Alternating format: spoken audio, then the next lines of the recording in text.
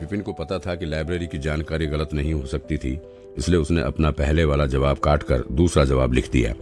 जब तक उसका पेपर पूरा हुआ तब तक अगरबत्ती आधी ही जली थी, यानी आधा टाइम ही पूरा हुआ था। विपिन ने अपना पेपर सबमिट कर दिया। पहले भी नामिद से विपिन को समझने में गलती हुई थी, लेकिन अब उसे पता था कि विपिन यहाँ कोई खेल तमाशा करने नहीं आया था। उसके पिछले राउंड के परफेक्ट स्कोर ने नामिद पर गहरा असर छोड़ा था। उसने उसे पहले राउंड में कम आंका था, लेकिन वही गलती वो दोबारा नहीं करेगा। उसने फटाक से विपिन का सबमिट किया हुआ पेपर उठा लिया और आंसर देखने लगा। केमिस्ट ध्रुव भी फौरन नामिद के पास आकर खड़े हो गए और विपिन का पेपर देखने लगे। सभी आंसर सही थे। उसके आंसर पढ़कर उन्होंने खुश होकर सिर हिलाया। न सिर्फ नाम बल्कि उनकी जानकारी और असर भी सही सही लिखे थे।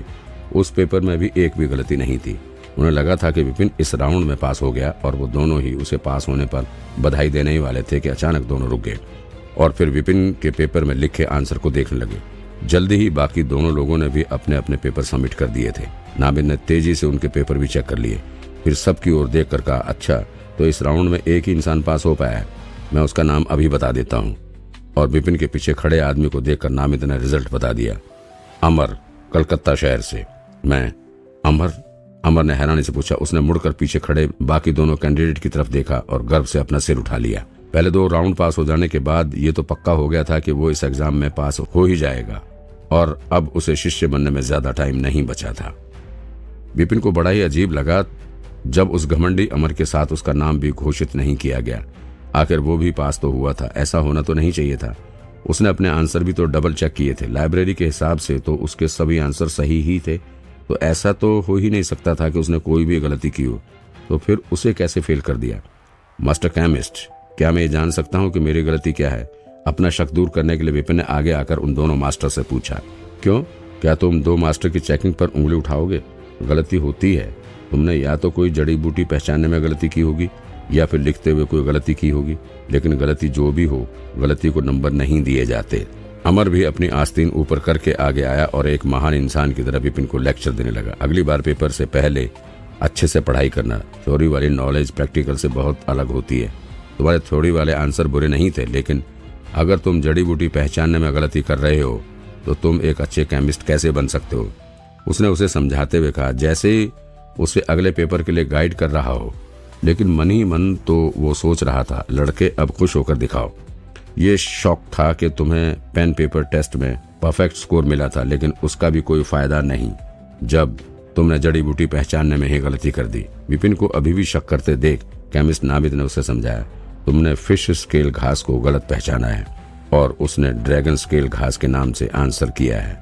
लेकिन दुखी मत हो, अगर तुम राउंड 1 में परफेक्ट स्कोर ले पाए हो तो इसका मतलब यही हुआ कि तुम्हें जड़ी बूटी की गहरी और पक्की जानकारी हो गई है।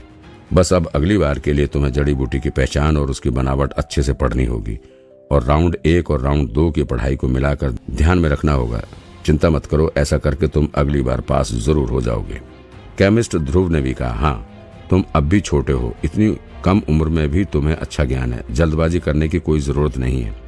अगली बार शांति और धैर्य से पढ़ना और थ्योरी और प्रैक्टिकल को साथ में करके देखना। दोनों को आपस में जोड़कर करोगे तो जल्द ही एक सच्चे केमिस्ट बन जाओगे।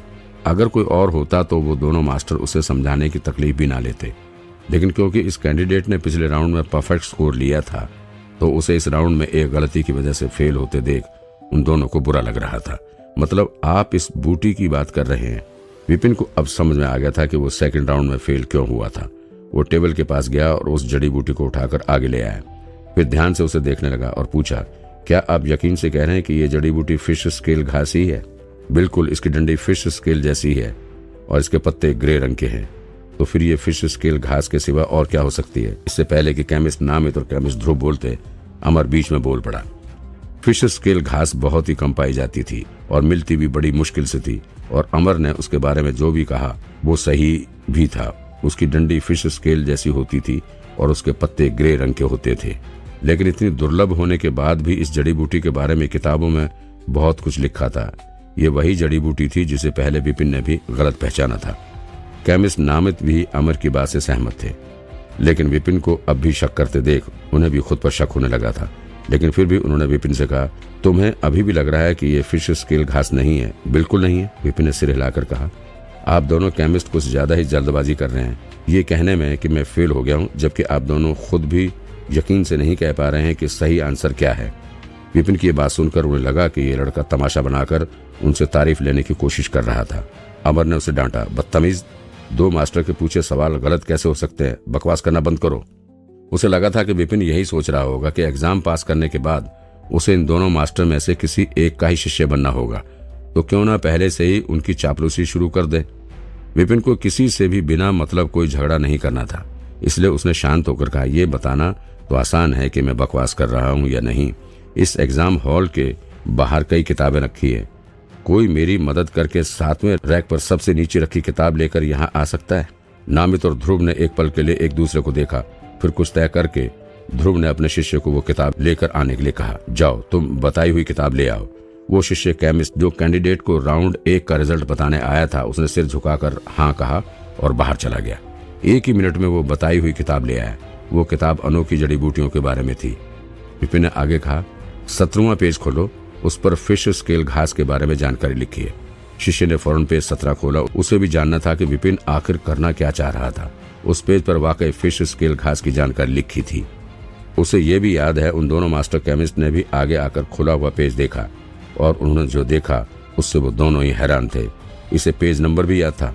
फिश स्केल घास को उन्होंने बस यूं ही कैंडिडेट को उलझाने के लिए उठा लिया था और किसी को भी पहले से नहीं पता था कि इस जड़ी बूटी को राउंड 2 में इस्तेमाल किया जाएगा, इसलिए किसी का भी नकल कर पाना नामुमकिन था। ये याद रख पाना कि कौन सी जड़ी बूटी के बारे में किस किताब में लिखा था, यहाँ तक कि ये भी कौन से पेज पर लिखा था और किताब कौन सी जगह पर रखी थी, इसकी मेमोरी तो वाकई कमाल की थी। विपिन ने उसके शौक हुए चेहरे को नजरअंदाज करके आगे कहा, क्या आप फिश स्केल घास की पहचान वाला हिस्सा पढ़ सकते हैं? फिश स्केल घास आमतौर पर कीचड़ वाले इलाकों में पाई जाती है। इसे ऐसा नाम इसकी अजीब दिखने वाली डंडी की वजह से दिया गया है। इसकी डंडी फिश स्केल जैसी नजर आती है। ये पूरी जड़ी बूटी ग्रे रंग की होती है और इसके पत्ते पर हल्के सफेद रंग के धब्बे होते हैं। पूरी तरह से उगी हुई फिश स्केल घास के स्केल लगभग एक सोयाबीन के दाने जितने बड़े। जैसे जैसे वो शिष्य उस जड़ी बूटी की पहचान पढ़ रहा था, वैसे वैसे उसकी आवाज धीमी होती जा रही थी, क्योंकि इतना तो उसे भी समझ आ गया था कि जो उस टेबल पर रखी थी वो जड़ी बूटी के बारे में पढ़ रहा था। उन दोनों में बहुत अंतर था। विपिन ने आगे आकर टेबल पर रखी जड़ी बूटी उठाई और सबको दिखाकर कहा, फिश स्केल घास के पत्तों पर हल्के सफेद रंग के धब्बे होते हैं जो इस जड़ी बूटी पर नहीं है। फिश स्केल घास के स्केल का साइज एक सोयाबीन के दाने के जितना होता है, लेकिन इस जड़ी बूटी के एक स्केल का साइज तो एक नाखून के जितना बड़ा है। विपिन एक एक करके फिश स्केल घास की पहचान और उसके अंतर बता रहा था। ये नामित और ध्रुव ने फौरन शिष्य के हाथ से किताब छीन ली और बताए हुए अंतर देखने लगे। विपिन जो भी कह रहा था वो सब सच था।